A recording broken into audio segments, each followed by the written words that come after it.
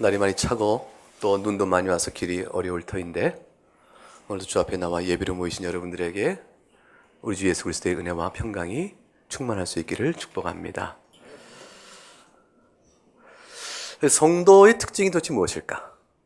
성도란 어떤 사람들입니까? 물어보면 여러 가지 표현들이 가능하겠죠. 근데 그 중에 하나가 예수님의 재림을 기다리는 사람들이다. 아주 특별한 사람들입니다. 그러니까 세상에 있는 사람과 예수 안에 있는 사람과를 구분 짓는 일은 착하게 산다 이거 갖고 얼른 차이가 안 나요. 우리들도 착하게 살려고 하지만 여러분 주변에 알지만 예수님 안 믿고 착하게 사는 사람들 많이 있지 않습니까? 법을 지키려고 애를 쓴다 뭐 이런 것, 또 어려운 사람을 도와주는 착 긍휼의 마음이 있다 이런 거 갖고 예수 믿는 사람과 안 믿는 사람을 칼로 쫙 나누듯이 구분할 수가 없습니다. 그러니까 예수 믿는 사람의 핵심적이고 본질적인 특성이 뭐냐 물어볼 때는 그것과 다른 어떤 것이 있죠. 근데 그 중에 한 가지 대답이 뭐냐면 예수님의 재림을 기다리며 산다. 아마 이것은 뚜렷한 핵심적인 차이입니다. 성도는 마음속에 주님 다시 오셨으면 좋겠다. 주님이 언제 다시 오실까? 주께서 오셔서 이루실 그 어떤 것을 깊이 사랑하고 사모하기 때문에 그날을 기다립니다. 왜냐하면 세상은 성도의 본향이 아닙니다. 세상이 성도의 본향이 아니기 때문에 성도는 아무리 열심히 살아도 이 땅에서 열심은 외국에서 살고 있는 것 같은 것이에요. 다른 나라에 살고 있지만 자신의 조국을 잊어버리지 않고 있는 사람들, 조국을 사랑하는 사람들, 조국에 대한 긍지를 갖고 있는 사람들, 그 조국에서 있었던 모든 문화를 아직도 소중히 지키는 사람들, 성도에게서의 그 조국은 하나님 나라인 것이죠. 그 본향을 찾는 성도는 자신의 조국이 하나님 나라이기 때문에 그 하나님 나라가 이 땅에 임하기를 간절히 사모합니다. 그 주님 가르친 기도문에서 주의 나라가 이 땅에 임하옵시며 라는 기도를 끊임없이 우리의 기도로 받고 삽니다.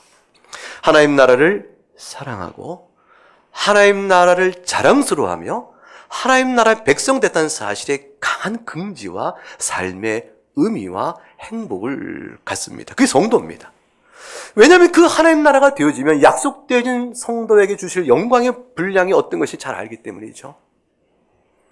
그래서 그 하나님 나라의 영광의 그 모습을 그리면서 사랑하는 주께서 내게 주신 바 된 신앙의 교훈을 기억하고 배우고 힘써 지키기를 원합니다. 내가 죄성이 있어서 주의 교훈을 온전히 지키지 못한다 할지라도 그 말씀을 배워 알고자 하는 마음속에서 내가 기도할 수 있으니 성령 하나님의 도우심이 있으니 내가 하나님 앞에서 거룩한 주의 백성으로 바뀔 수 있다. 이 소망을 절대 놓치지 않는 겁니다. 비록 한 주의 삶 속에서 죄를 경험했다 할지라도 여러분 지난 한 주 동안에 여러분이 어떤 실수와 경험이 있고 하나님 앞에 너무 죄송한 죄가 있다 할지라도 나오는 예배 속에서 용서하시는 은혜와 자비하신 주의 전적인 죄사함의 은혜가 내 마음속에 확인되어지면서 다시 힘을 얻는 겁니다. 하나님, 주의 교훈을 지켜 살아가는 성도의 능력을 내게 소망 가운데 구하옵나니 주시옵소서.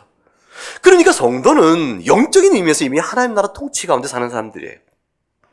이미 하나님 나라의 다스림 가운데 있는 게 성도입니다.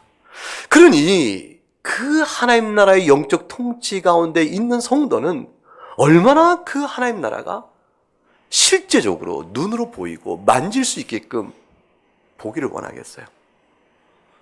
하나님 나라의 이 땅에 임함을 간절히 바라죠. 죄 중에 살면서 하나님을 욕되게 하거나 교회를 환난 가운데 들어가도록 핍박하거나 선한 믿음의 삶을 살아가는 성도를 어렵게 하는 주변의 모든 환경이 있을 때마다 마음속에 끓는 애통이 있고 죄악에 대한 미움도 있고 그러므로 하나님께서 그 모든 죄를 다 새롭게 하시고 이 죄악된 세상을 새롭게 하시고 그리스도로 인하여 그리스도의 이름 때문에 예수의 복음 때문에 권한받는 성도를 주께서 위로해 주시기를 그걸 바라는 마음을 간절히 갖게 되어집니다. 성도라 하지만 이름할 성도라 하지만 죄 가운데 사는 사람들 세상에 속한 자처럼 사는 사람들은 이 말이 무슨 말인지, 이 소원, 하나님 나라를 기대하는 소망이 뭔지 실감 있게 고백하지 못하게 될 것입니다. 그러나 영적으로 깨어있는 사람이라면 이 나라를 소망 중에 바라지 않을 수가 없는 것이죠. 언제 주님이 재림하실까? 언제 다시 오실까? 예수님께서 예루살렘의 성전이 다 무너져 버릴 거라고 말씀하셨죠. 돌 하나도 돌 위에 남지 않고 다 무너뜨려질 것이라. 제자들은 그 말을 듣고 이 마지막 때가 왔구나. 그 말씀을 하시는 것이 아닐까? 직감한 겁니다. 그걸 물어봤습니다. 제자들이. 예수님 언제 주님의 임하심과 세상 끝에 어떤 징조가 있겠습니까? 언제 그날이 있겠습니까? 라고 물었습니다. 주님께서는 때가 어때인지 말씀해 주지 않으셨죠. 다만 재림과 관련된 징조를 말씀하셨습니다. 그 징조는 크게 두 가지로 성격이 구별되어집니다. 하나는 예수님이 부활 승천하신 이후부터 지금에 이를 때까지, 주님 다시 오기 상당 기간 동안 일반적으로 항상 있을 일에 대한 징조를 말씀하셨어요. 왜냐하면 성경의 의미에서의 종말이라는 것은 예수님의 이미 승천 그때부터 이미 종말이거든요. 신약 성경의 모든 종말의 말세는 예수님의 초림 그리고 승천하신 그 다음부터 다 종말이니까 일반적으로 있을 많은 징조를 얘기하셨어요. 그 모든 특징은 딱 하나예요. 예수 믿는 것 때문에 어려움을 당할 것이라 그것이에요. 전쟁도 있고 지진과 기근도 있고 환난도 있을 것이라. 근데 그 모든 것들은 다 예수 믿는 사람이 어려움을 당할 것이라 일반적인 징조를 얘기하셨어요. 이게 예수 믿는 것이 결코 쉽고 편하게 사는 세상으로 이어지지 않을 것이라 말씀하신 것이죠. 예상하고 살아야 하는 것입니다. 거짓 그리스도와 거짓 선지자는 늘상 있을 거라고 말씀했습니다. 그러니까 어느 때에 전쟁이 있고 기근이 나고 난리가 나고 막 거짓 그리스도가 등장하면 이 주님 오실 때 다 됐다 싶은 마음이 들 거예요. 그러나 아직은 때가 아니라 그것은 일반적인 징조들입니다. 그럼 주님이 정말로 가까이 오실 때쯤 됐으면 어떤 일이 이루어지면 그런 일이 벌어질까요? 주님께서 이어 설명하시기를 복음이 세상 모든 족속에게 다 전해지면 그때쯤에 주님 재림 때가 가까이 왔다라고 정말로 생각하면 된다고 하셨습니다. 임박한 징조죠. 그러니까 징조가 예수님 재림이 정말 가까웠다 싶을 정도로 정말 이렇게 보는 하나의 징조가 있는 거예요. 이건 일반적 징조보다 더욱더 강렬합니다. 복음을 어느 때 다 전했죠? 복음을 항상 주가 승천하신 이후부터 복음을 계속 전했어요. 그러나 그 복음의 전함이 정말 완성이 됐나 싶을 때까지 복음이 모든 족속에 다 전해집니다. 무슨 말이에요? 어느 족속이나 흩어지는 하나님이 택하신 백성들이 있거든요. 이 나라에도 하나님이 택하신 백성이 있음에 복음이 전해졌고 오늘날 우리가 구원을 받고 있는 겁니다. 지금도 세계 곳곳에 아직도 주님이 택하였으나 복음이 닿지 않은 지역까지 복음이 전해져야 되고, 그리고 주님 다시 오실 그 세대, 앞으로 100년 남았다고 쳐보면 그냥 생각해 볼 때 100년 뒤에 신앙을 알아야 될 그 사람을 위해서 지금 그곳에 복음이 전해지기도 합니다. 지금은 그곳에 복음이 전해졌으나 한 명의 영혼도 추수하지 못할 수도 있어요. 그러나 하나님께서 10년 뒤에 한 영혼, 20년 뒤에 한 세대 후의 영혼을 생각하시며 복음을 전하고 있는 지금도 하고 계신 것이죠. 주께서 역사의 종말에 재림에 이를 때까지 주님이 택한 역사 속의 모든 영혼을 다 구원하시려고 주님은 지금까지 세상 모든 곳곳에 복음을 전하는 일을 하십니다. 그 일은 사람의 눈으로는 완성이 됐다는 시점을 알 수는 없죠. 그러나 부지런히 복음을 전하는 가운데 이제쯤 다 전한 거 아닐까 싶은 우리의 짐작은 될 수 있어요. 어느 정도 복음이 다 완성이 될 그때가 되면 재림 때가 임박했다라는 생각을 해볼 만하다고 말씀해 주십니다. 근데 복음은 전해졌으나, 세상 곳곳에 복음은 전해졌으나 뜻밖의 복음이 전해졌음에도 불구하고 예수 그리스도의 이름으로 인해 받는 환난은 더욱더 커지는 일이 같이 병행돼 나갑니다. 그게 주님 재림 때 임박한 때의 증상입니다. 거짓 그리스도가 등장할 것인데 여지껏 역사상에 있었던 어떤 거짓 그리스도보다 더 강력합니다. 거짓 선지자가 등장할 것인데 지금까지 있었던 어떤 거짓 선지자보다 더 강력합니다. 어떻게 강력하냐면 표적과 기사를 행합니다. 단순치가 않은 것이에요. 그들이 표적과 기사를 행해요. 표적과 기사로 할 수만 있다면 어떤 이라도 그들이 넉넉히 미혹하려고 합니다. 그 표적과 기사의 능력이 마치 예수 그리스도께서 죽었으나 살아나신 것처럼 죽음의 권세를 이기는 자의 능력이 있는 것처럼 과시까지 합니다. 거반 죽어서 남들이 다 저 죽었어 라고 절망이야 싶을 그때 다시 힘을 내는 거죠. 마치 모든 생명까지의 권세를 가진 것처럼 드러내는 적그리스도가 등장합니다. 그리고 거짓 선지자가 드러날 것입니다. 그들이 모든 힘을 모아서 예수 그리스도를 믿는 자에 대한 강력한 환난과 핍박이 임박한 즈음때에는 창세 이후로 그런 환난을 보지 못할 만큼 강하게 있게 될 것입니다. 전 지구상의 모든 족속에게 역사를 통해 볼 때 복음은 전해졌으나 그러나 주님 재림이 임박한 그때가 되어지면 환난은 더 셀 것이다. 이것이 주님 재림을 짐작해야 하는 임박한 징조입니다. 그러나 주님 다시 오실 그날이 될 때 사랑하는 성도들에게 미혹을 당하지 아니하도록 주께서 오늘에게 교훈을 주십니다. 생각해 보세요. 그런 엄청난 환난 가운데 있을 때에 모든 성도들의 유일한 소망은 뭐겠습니까? 더욱더 간절한 소망은 뭐겠어요? 주님이 오늘이라도 당장이라도 오셨으면 좋겠다 라는 소망으로 가득 찰 때 거짓 그리스도가 얼마나 표적과 기사로 우리를 미혹하겠습니까? 그런데 주님께서는 확실하게 말씀하신 것이에요. 그들은 어떤 표적과 기사로 여러분들을 놀랍게 만들어 할지라도 죽은 자를 살린 거 아니야 라고 싶을 그런 놀라운 표적과 기사가 있다 할지라도 절대로 그들은 그리스도가 아니니라. 재림하시는 예수님은 그렇게 오지 않으신다는 거예요.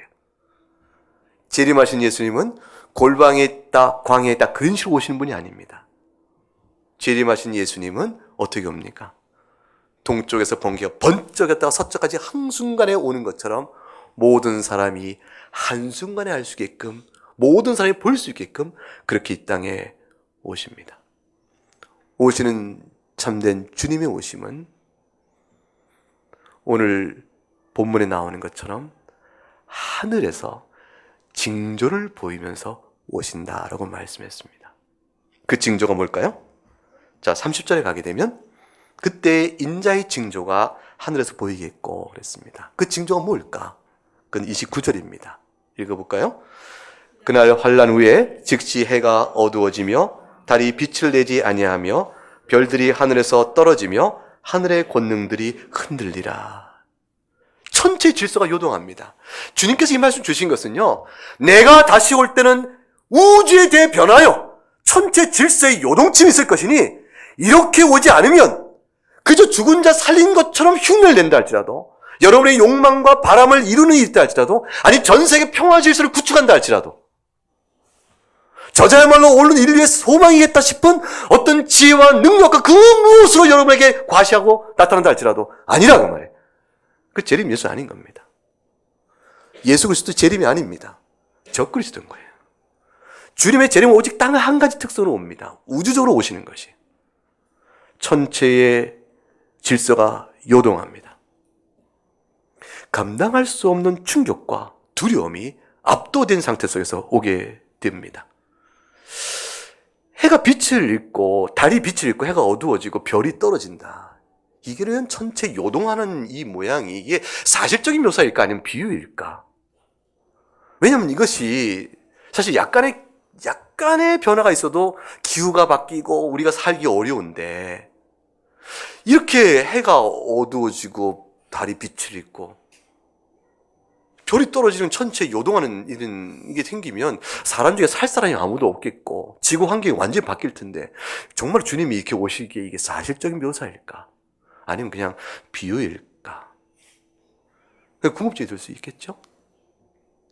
일단은 주님이 이 말씀은 구약에 표현되어진 종말의 말씀을 그대로 갖다가 우리에게 다시 알려주신 말씀입니다. 구약 성경 이사야 13장 가보면 이사야서 13장 9절과 10절 말씀에 기록되기를 보라 여호와의 날 곧 잔혹히 분냄과 맹렬히 노하는 날이 이르러 땅을 황폐하게 하며 그 중에서 죄인들을 멸하리니 심판이죠. 그런데 그날에 하늘의 별들과 별무리가 그 빛을 내지 아니하며 해가 돋아도 어두우며 달이 그 빛을 비추지 아니할 것이로다. 지금 주님이 하신 말씀은 그대로 이사야에 예언되어 있어요. 하늘의 별무리가 빛을 내지 아니하며 해가 돋아도 어둡다 하셨고 달이 그 빛을 비추지 아니할 것이라 했습니다. 이것은 임박한 바벨론의 멸망을 예언하는 말씀이에요. 이사야 선지를 통해서 지금은 강력한 지구상의 최고의 제국이요 영광을 누리고 있는데 그 바벨론이 멸망할 것이라. 그 바벨론 제국의 멸망을 예언하면서 이 말씀을 그대로 주었습니다. 그러면 바벨론 제국이 멸망할 때에 별무리가 빛을 내지 않고 해가 어두워졌고 그 달이 빛을 잃었는가? 천체의 기상적 변화가 있었는가? 요동했는가? 이건 분명히 상징적이죠. 비유적입니다. 그럼에도 불구하고 이 말씀의 바벨론 제국의 역사적인 멸망은 그것으로 끝나는 것이 아니고 바벨론으로 상징되는 이 세상 나라의 멸망을 가리켜 보입니다. 이중적인 것이죠. 그때 있어질 천체적 변화에 대한 암시를 주고 있는 것이에요. 그러니까 단순한 비유가 아니라 사실적인 교훈의 내용을 함축하고 있습니다. 이사야 34장 4절에 가게 되면 더 놀라운 말씀이 있어요. 하늘의 만상이 사라진다. 하늘에 있는 모든 만물의 모양이 다 사라져버려요. 하늘들이 두루마리 같이 말리되 그 만상의 쇠자나무 포도나무 잎이 마른 같고 무화과나무 잎이 마른 같으니라. 그것이 완전히 바짝 말라 다 사그러져 버리듯이 천체 질서가 그리 될 것이라고 말씀했습니다.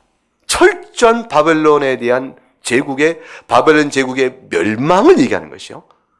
이것이 훗날에 종말에 있을 악인을 심판할 주의 재림 때의 모습을 가리켜 말합니다. 이것이 역사적으로 바벨론 포로의 멸망만 가리킨 것이 아닌 것은 예수님께서 이 말씀을 인용해 하고 있다는 말씀 속에 금방 드러나는 것이죠. 주님께서 주께 다시 올 날에 임할 징조가 무엇입니까? 주의 재림의 날에 어떤 일이 있겠습니까? 할 때 이 말씀을 그대로 갖고 오시는 것은 이사야서 예언이 단순히 바벨론의 역사적인 멸망만을 가리킨 것이 아닌 것을 우리에게 알게 합니다. 주님 재림 때 이와 같은 천체 질서의 요동함이 있다는 사실은 베드로후서 3장에 가보게 되면 한번 열어보세요. 베드로후서 3장 10절과 13절 말씀을 보게 되면 386쪽 어간입니다.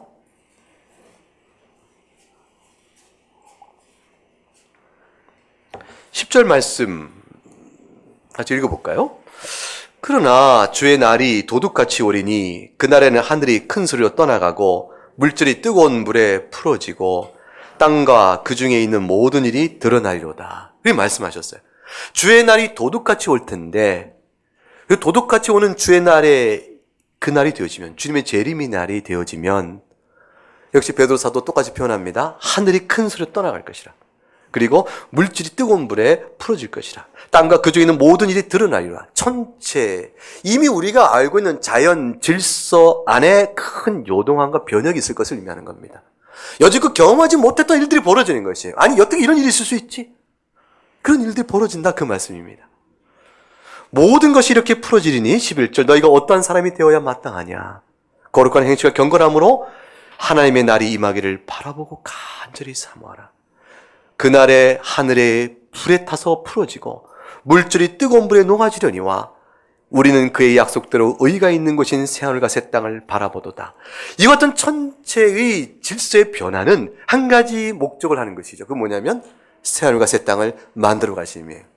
주님의 재림 때에 요동치는 이 변화는 단순한 주께서 위협과 공포와 자신의 권능을 드러내기 위한 것에 그치는 것이 아니고 그걸 통해서 주님께서 심판하시고 그 뒤에 이루실 새하늘과 새 땅의 영광된 모습을 이루어 가시는 전체 진행, 우주적인 변화의 진행 속의 첫 자락이에요. 그러니까 하늘의 별들이 떨어지고 해가 어두워지고 달이 빛을 낸다는 것은 단순한 비유가 아닙니다. 주님 다시 오실 때 우리가 목도할, 우리가 경험할 실체적인, 사실적인 어떤 변화입니다. 그것이 구체적으로 어떻게 될는지는 사실은 정확히는 모릅니다. 그러나 한 가지 분명한 것은 우리가 보는 이 세상이 그대로 있지 않은 채 오실 것이라 라는 것입니다. 새하늘과 새 땅은 사실 이미 이사야서에서 예언되어 있어요. 이사야서에서 65장과 66장에 가게 되면 보라 내가 새하늘과 새 땅을 창조하나니 이전 것은 기억되거나 마음의 생각조차 나지 아니할 것이라 말씀했습니다. 그 변화의 놀라운 모습에 이전 것은 다 잊어버리들 만큼 아름다고 거룩하고 그 하나님 나라가 임하는 세계를 이루실 것을 말하죠. 이사야 66장에 내가 지을 새하늘과 새 땅이 내 앞에 항상 있는 것 같이 너희 자손과 너희 이름이 항상 있으라고 말씀했습니다. 이와 같이 주님께서 하늘의 징조와 함께 구름을 타고 능력과 그 영광으로 오실 때 되면 아니 그런 변화 속에 사람이 어떻게 견디고 살 수 있을까? 조금만 변화해서 사람은 못 살잖아요. 우리가 어떻게 견뎌요? 그런데 이런 천체 요동하는 이런 변화가 실체적으로 생기면 사람이 어떻게 견디고 살고 주님의 재림을 목도하고 이렇게 할 수 있을까요? 그런데 주님의 재림의 때는 이미 초자연적 역사가 시작됩니다. 우리가 지금의 그대로 주님의 재림을 목도하고 아는 것이 아닙니다. 우리는 이 땅에서 이렇게 있는데 주님이 땅에 오신다면 주님 오셨습니까? 찾아가는 거 아니에요. 주님이 이 땅에 오셔서 어디 오셨나 했더니 서울에 오셨다. 야 달려가자. 부산에 있는 성도들이 막 고속도 달려와서 예수님 오셨나 하고 가서 이렇게 오시는 거 아닙니다. 주님이 공중에서 영광 중에서 구름 타고 오실 그 날가 될 때 이 땅에 살던 성도는 그대로 변화하여 주 앞에 올라갑니다. 이미 초자연적 역사가 지금과 경험하는 자연세계와는 이 자연 질서와는 다른 상황으로 바뀌어진 상황에서 나타나게 되어집니다. 오시게 되어지는 것이에요. 예수님께서 구름 타고 오신다는 그 구름은 우리가 아는 저 하늘의 물리적 구름, 수증기 구름이 아닙니다. 구름으로 상징되어지는 하나님의 영광이요 능력의 충만함이요 그것이 구름이라고 표현할 수밖에 없는 그 무엇인가를 가운데 오시는 거예요. 구름이란 말로밖에 다 표현 못해요. 근데 주님의 그 놀라운 영광과 그 아름다움, 그 위엄으로 이 땅에 오시죠. 다니엘서 7장의 내용의 예언의 성취다. 이렇게 주석가들 이해합니다. 다니엘 7장 13절과 14절에 제가 읽어볼게요. 내가 또 밤 환상 중에 보니 인자 같은 이가, 인자 같은 이라는 것은 예수 그리스도를 가리킵니다. 하늘 구름을 타고 와서 옛적부터 항상 계시니 아버지 하나님께 나아가 그 앞으로 인도되매 그에게 권세와 영광과 나라를 주었다. 그리스도께서 그 하나님 나라를 다스리는 권세를 받는 겁니다. 하나님 백성과 나라들과 다른 언어를 말하는 모든 자들이 그를 섬기게 하였을 때 그의 권세는 소멸하지 아니하는 영원한 권세요 그의 나라는 멸망하지 아니할 것이라. 그 다니엘서의 예언의 성취대로 인자이신 그리스도께서 구름 타고 오셔서 그의 나라를 이루실 것을 그리고 있는데 그때가 되어지면 계시록 1장 7절에 모든 사람이 볼 것이요 그를 찌른 자들 그리스도를 핍박한 모든 자들도 똑같이 알게 될 것이요 그래서 모든 족속이 그로 말미암아 통곡하고 애곡하는 일이 있게 될 것이라고 말합니다. 오늘 주님도 말씀하셨습니다. 주님께서 이 땅에 오실 그날에 세상 모든 족속이 30절이죠. 마태복음 24장 30절에 세상 모든 땅의 족속이 통곡하며 울 것이라고 그랬습니다. 왜 울까요? 왜 울까? 주님의 영광 중에 오시는 모습을 보고 왜 세상 모든 족속이 통곡하고 울까? 그 울음은 도대체 어떤 울음일까? 계시록 18장에 가게 되면 저들의 울음을 이해할 만한 생생한 묘사가 있습니다. 요한계시록 18장을 가보면 한번 넘겨보겠습니다.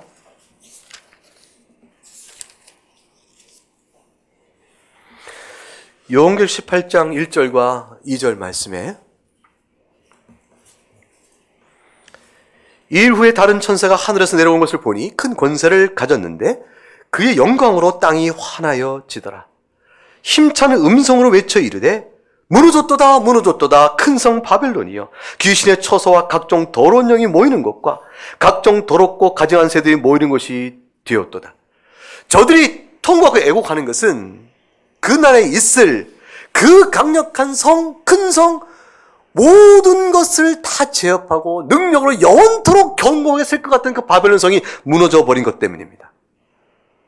그 바벨론 성이 무너진다는 것은 저들의 모든 소망이 끊어진 것 같은 것이에요. 예컨대 요한계시록 18장 같은 장 16절부터 20절까지 한 절씩 나누어 있고 끝을 같이 읽죠. 이르되 화이도다 화이도다 큰 성이요 샘바포 옷과 자주옷과 붉은 옷을 입고 금과 보석과 진주로 꾸민 것인데 그러한 부가 한 시간에 망하였도다. 모든 선장과 각처를 다니는 성객들과 선원들과 바다에서 일어난 자들이 멀리 있어서 그가 불타는 연기를 보고 외쳐 이르되 이 큰 성과 같은 성이 어디 있느냐 하며 티끌을 자기 머리에 뿌리고 울며 애통하여 외쳐 이르되 화이또다 화이또다 이 큰 성이 바다에서 배부리는 모든 자들이 너의 보배로운 상품으로 치부하였더니 한순간에 망하였다. 같이 읽을까요? 하늘과 성도들과 사도들과 선지자들아 그로 말미암아 즐거워하라. 하나님이 너희를 위하여 그에게 심판을 행하였습니다. 하나님의 심판이 임하게 되는 것을 저들이 알기 때문입니다. 예수 그리스도의 영광 중에 오시는 재림이 그때가 되면 모든 이 땅에 살던 사람들이 소망을 두었던 것이 다 한순간에 사라지는 걸 알아요. 큰 성 바벨론은 오고는 모든 세대에 죄악된 무리들이 소망했던 나라예요. 이게 세상 나라죠. 이 세상에 살던 모든 사람들이 소망 두고 자랑하고 긍지를 두고 힘을 과시했던 모든 능력의 근거가 큰 성 바벨론입니다. 세상에 속하여 하나님을 대적하지만 자신의 든든한 삶의 이유로 삼았던 그 나라, 어둠의 나라, 공중거세 잡은 나라, 마귀에 속한 나라, 그 나라가 주 오시면서 한순간에 사라지는 겁니다. 그 가운데 자기들이 사치하며 누렸던 모든 재물이 한순간에 사라지고 그들이 소망을 뒀던 근거가 한순간에 절망하게 되는 모습을 보고 통곡하며 웁니다. 그것은 큰 성 바벨론이라는 저 멀리 있는 성을 보고 이쪽에서 아니 저게 저럴 수 있나 저게 저럴 수 있나 하고 안타까이 외치는 것이 아니에요. 자기들의 운명에 대한 통곡입니다. 예컨대 요한계시록 6장을 한번 가보면 앞으로 계시록 6장을 가면 6장 12절 말씀에 그 상황을 상상해 볼 만한 묘사가 나옵니다. 12절부터 14절 말씀에 내가 보니 여섯째 인을 떼실 때 큰 지진이 나며 해가 검은 털로 짠 상복같이 검어지고 달은 온통 피같이 되며 하늘의 별들이 무화과 나무가 대풍에 흔들려 설익은 열매가 떨어지는 것 같이 땅에 떨어지며 하늘은 두루마리가 말리는 것 같이 떠나가고 각 산과 섬이 제자리에서 옮겨지매. 잘 보세요. 12절에 해가 어두워집니다. 해가 어두워짐을 검어졌다고 얘기했어요. 마치 생생하게 묘사하기를 검은 털로 짠 상복이 검듯이 해가 검해진다고 그랬습니다. 달은 온통 피같이 되어진다고 그랬어요. 하늘의 별들이 무화과 나무에 설익은 열매가 큰 바람에 떨어져 버린다고 되어 있습니다. 예수님께서 오늘 본문에 읽은 그대로 주 재림에 있을 내용을 그대로 말하고 있습니다. 그때가 되어지면 어떤 일이 벌어질까? 15절부터 17절 같이 읽어볼까요? 땅의 임금들과 왕족들과 장군들과 부자들과 강한 자들과 모든 종과 자유인이 굴과 산들의 바위 틈에 숨어 산들과 바위에게 말하되 우리 위에 떨어져 보좌에 앉으신 이의 얼굴에서와 그 어린 양의 진노에서 우리를 가리라. 그들의 진노의 큰 날이 이르렀으니 누가 능히 서리요 하더라.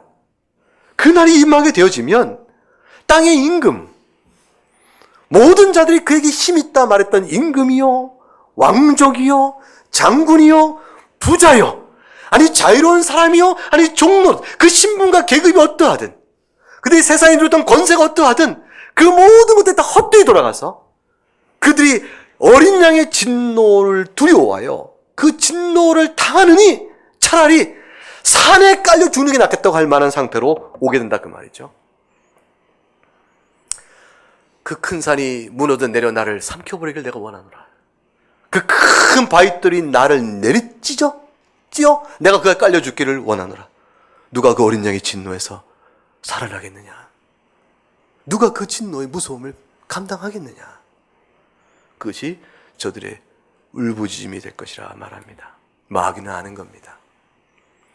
자기 때가 얼마 남은지를 알고 그 때가 닿으면 저항의 모든 힘을 다해도 결국에 불못에 던져질 하나님의 심판이 자기에 임할 것을 압니다. 마귀가 그러하거늘 마귀에게 시험당하며 죄의 정욕대로 살아온 세상 날에 속한 인간들이야 말할 것도 없죠. 그들이 주님 재림 때 당할 무서운 심판을 내다봅니다. 그리하여 저들이 세상 모든 족속이 오늘 본문에서 통곡한다고 말합니다.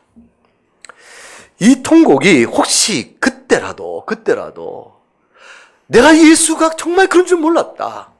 예수님이 생명인 줄 내가 몰랐다. 나는 그걸 몰랐어. 그러나 내가 이제는 알았다. 재림하신 영광을 바라보고 그때서 비로소 예수님이 실제적으로 모든 권세를 가진 자요. 주의 나라가 정말 이렇게 눈에 보이게 임하는 것을 내가 이제 알았으니 지금이라도 회개하여 내가 구원받길 원하라고 돌이킨 자가 있을까? 이 통곡 속에 회개의 눈물로 돌아온 자들이 있을까? 있다면 그 나라에 있다면 하나님의 그 은은 너무너무 크신 것이죠. 그런데 아마도 때는 늦었을 것이라. 그들의 통곡은 심판의 두려움에 대한 통곡일 것이요. 저들이 통곡하여 돌이켜 회개하는 자의 눈물이 그 통곡으로 변화된 것을 말씀하는 것은 아닐 것이라. 때가 늦었고 그 통곡은 아무리 통곡해도 저들의 구원에 크게 유익되지 못할 것이라.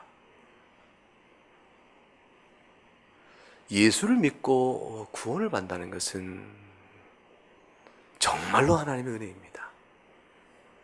그 은혜를 입어 우리가 평범하게 사는 일상 속에서 약간의 환난과 어려움이 있을 때 인내로 지켜갈 수 못한다면 그건 정말로 그 받은 은혜에 대한 깊이와 감사를 모르는 자가 되겠죠. 우리가 살아가는 죄된 성정대로 할 말 다 하고 마음대로 살아가며 삶의 불편함 때문에 하나님께 기도 하나 응답되지 않았다고 해서 퉁퉁거리고 살아가는 그런 신앙과는 근본이 다른 것입니다. 은혜를 입어 주 앞에 섰던 사람들, 그날의 주를 바라보며 영광 중에 들림받아 나가겠지만 아닌 저들에게 그 통고의 울음 속에 회개와 새롭게 구원받는 일이 있을까? 이미 모든 하나님의 택한 백성은 변화되어 주와 함께 공주에 영접하는 은혜를 입거늘 그 영광의 모습을 바라보고 땅에 통과하는 자들 가운데 구원이 있을까? 주석가들 가운데 일부는 저들 가운데 회개와 돌이킨 자가 있을 수 있겠다라는 여지를 남겨두고자 합니다. 그러나 또 다른 주석가들은 그런 통고의 눈물은 아닐 것이라고 말을 합니다. 예수 그리스도를 믿고 있었으면서 주님이 임박한 그날에 창세기로 없는 환난을 겪고 그러면서 주님을 바라보며 믿음 가운데 신앙을 지켜온 성도들은 어떻게 될까요? 아니 역사 속에서 주 예수 이름 때문에 하나님 나라를 소망 중에 바라며 살아왔던 모든 성도들은 어떻게 될까요? 그날이 되어지면 주님께서 한 영혼도 놓치지 않고 다 모으십니다. 다 불러 모으십니다. 31절에 이렇게 말씀했습니다. 31절 본문 24장 31절을 읽어보겠습니다. 그가 큰 나팔 소리와 함께 천사들을 보내리니 그들이 그의 택하신 자들을 하늘 이 끝에서 저 끝까지 사방에서 모으리라. 주님의 재림은 데살로니가전서 4장 16절에 호령과 천사장의 소리와 하나님의 나팔 소리로 친히 하늘로도 강림한다고 되어 있습니다. 여러분 그때 천사장의 소리와 천사들의 하나님 나팔 소리 어떤 나팔 소리일까요? 트럼펫, 트롬본, 호른 그 어떤 나팔 소리일까요? 모르겠죠. 그 나팔 소리는 우리가 만든 우리의 악기 같은 것을 들고 이렇게 부시는 건 아닐 거예요. 하나님께서 만드신 자연세계의 음향이죠. 지금도 지구는 자전하면 소리를 냅니다. 우리가 못 듣고 있죠. 공전하면 소리를 냅니다. 우리가 못 듣고 있죠. 천체 우주 속엔 소리가 가득합니다. 우리가 못 듣고 있을 뿐입니다. 하나님께서 그냥 주님께 재림하실 그날에 아마도 진짜 나팔을 부시는지 모르겠지만 우리에게는 나팔수로 들리는 어떤 곡조일까요? 그냥 빵 하는 소리일까? 아니면 거기에 어떤 음악과 리듬이 있을까? 가락이 있을까? 아마 그냥 빵 하기만 하면 오랫동안 하면 좀 그럴 테니까 아마 그래서 가락이 계속 있잖아요. 영광의 어떤 아마 우리 이상이 존재했던 어떤 작곡가 만든 것보다 더 장엄한, 그러니까 말하자면 영화도 스펙타클, 그냥 그 장엄한 영화를 보면 쫙 하면서 음악이 나오면서 큰 장면에 우리가 압도되는 어떤 그 상상해보세요. 그게 우주적으로 펼치는 거예요. 대우주 서사시죠. 하늘 바라보는데 그냥 하늘의 변화가 되어지면서 주께서 천사를 동원하여 임하시는 영광 가운데 큰 소리가 하늘 전체 눈 가득하게 그게 채워지는 거예요. 그게 주님의 영광이 재림의 모습이에요. 그걸 목도하고 우리가 하늘로 올라가는 거예요. 주님 앞에 불려 나가는 겁니다. 그 소리는 나팔 소리다라고 할 만큼 장엄한 음악으로 우리를 가득 차게 될 겁니다. 그럴 때 하늘로 강림하실 때에 그리스도 안에서 죽은 자들이 먼저 일어나 부활한다는 얘기죠. 벌의 몸으로 주 앞에 나갈 것이고 그 후에 그때 살아있던 자들도 변화되어 함께 구름 속으로 들려올려가 주님을 영접하게 될 것이니 그 주님과 함께 이 땅에 내려오게 됩니다. 그러니 데살로니가서 4장 18절에 그러니 이치가 이러하니 이러한 말로 서로 위로하라 그러셨습니다. 성도의 위로는 주님의 재림에 있는 겁니다. 성도의 위로는 하나님 나라에 있는 겁니다. 이미 우리가 믿고 하는 그 하나님 나라, 약속받은 그 하나님 나라, 영적으로 누리고 있는 그 하나님 나라를 실제로 볼 그날이 모든 성도의, 아니 아담 때부터 모든 성도의 소망이었고 주어진 은혜의 약속이었고 그날 가운데 믿음의 줄기에 있는 모든 사람이 사는 것이요. 그래서 믿음에 따라 살다가 죽고 믿음에 따라 살다 죽고 한 것입니다. 우리도 그 걸음의 자취에 함께 있는 것이죠. 데살로니가 후서 1장 6절과 9절에 너희로 환난을 받게 하는 자들은 환난으로 갚으시고 너희들에게 환난을 받게 하는 자들에게 환난을 갚으시고 환난을 받는 너희에게는 우리와 함께 그다음 중요한 단어가 나옵니다. 안식으로 갚으시는 것이 하나님의 공이시니라. 주 예수께서 자기의 능력의 천사들과 함께 하늘로부터 불꽃 가운데 나타나실 때에 불꽃 가운데 나타나신 것은 영광 중에 오신 것을 뜻하는 것이죠. 하나님을 모르는 자들과 우리 주 예수의 복음에 복종하지 않는 자들에게 형벌을 내리시리니 이런 자들은 주의 얼굴과 그의 힘의 영광을 떠나 영원한 멸망의 형벌을 받으리라. 주께서 영원한 멸망의 형벌로 그들을 심판하실 때 주께 택하신 백성들은 한 명도 놓침이 없이 다 주께서 불러 모으십니다. 역사 속에 어느 시대에 지구상 어디에 흩어져 있건 택한 영혼들은 주 오실 그 당시에 살아있던 성도들 포함하여 먼저 죽었던 어떤 자들 다 하나씩 빠짐없이 다 불러 모아내십니다. 주의 이름 때 환난을 받아서 시신도 못 찾게끔 버려진 자라 할지라도 저 세상 끝에 골짜기에 버려진 자라 할지라도 저 바다 물속에 집어 던져진 자라 할지라도 주님은 찾아내신다는 것이죠. 다 불러내십니다. 우리의 죽음이 어떤 모양이든지 주님은 다 불러내십니다. 불러내셔서 우리를 사방, 하늘 이 끝에 저 끝까지 사방에서 모으신다고 되어 있습니다. 우리 가운데 이 영광의 자리에 참여하지 못할 자는 아무도 없습니다. 이 모으심이 마태복음 23장을 가볼까요? 23장 37절과 어떻게 비교되는가 보세요.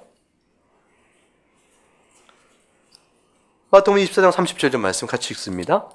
예루살렘아 예루살렘아 선지자들을 죽이고 내게 파송된 자들을 돌로 치는 자여 암탉이 그 새끼를 날개 아래에 모음같이 내가 네 자녀를 모으려 한 일이 몇 번이더냐.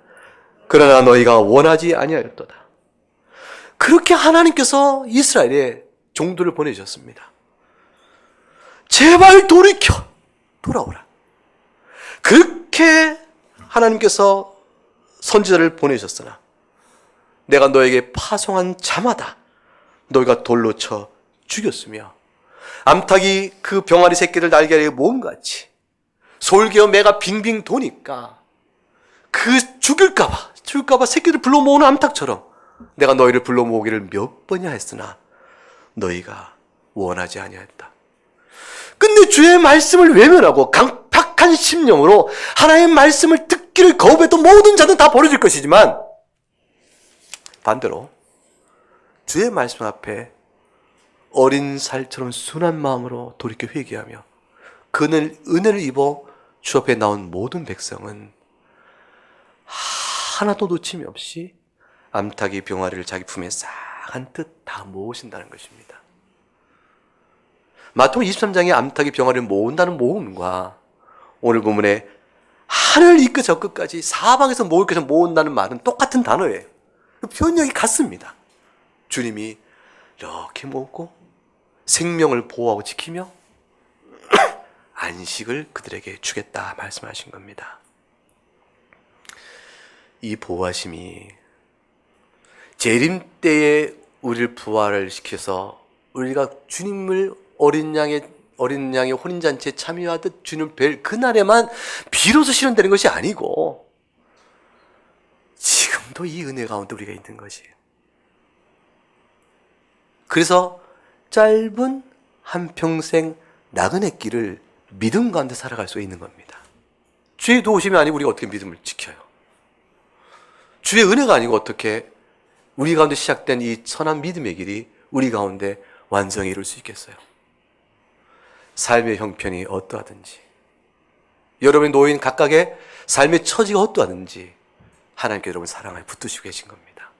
하나님 나라 그 견고한 믿음의 길을 가는 암탉의 병아리를 품듯 여러분 보호하시는 은혜의 손길 가운데 오늘 여러분이 살아가는 인생의 다양한 일들을 경험하고 계신 것이에요. 그거 외에 다른 것으로 여러분의 인생의 일들을 설명하거나 다른 것으로 이유를 댈 수가 없습니다. 어떤 형편이든지 주의 은혜를 깨달아 알도록 붙들어 가시는 겁니다. 그래서 모름지기 성도는 이 소망으로 사는 것이죠. 하나님 나라가 이 땅에 임하기를 바라는 소망. 하나님 나라는 반드시 영광스러운 주님의 재림으로 완성될 것이라 굳게 믿는 그 소망, 그 소망으로 자신에게 임한 하나님 나라 백성으로 살아가는 겁니다. 그것이 우리의 자랑이요, 우리의 기쁨이요, 우리의 위로요, 우리의 면류관이 되는 것입니다.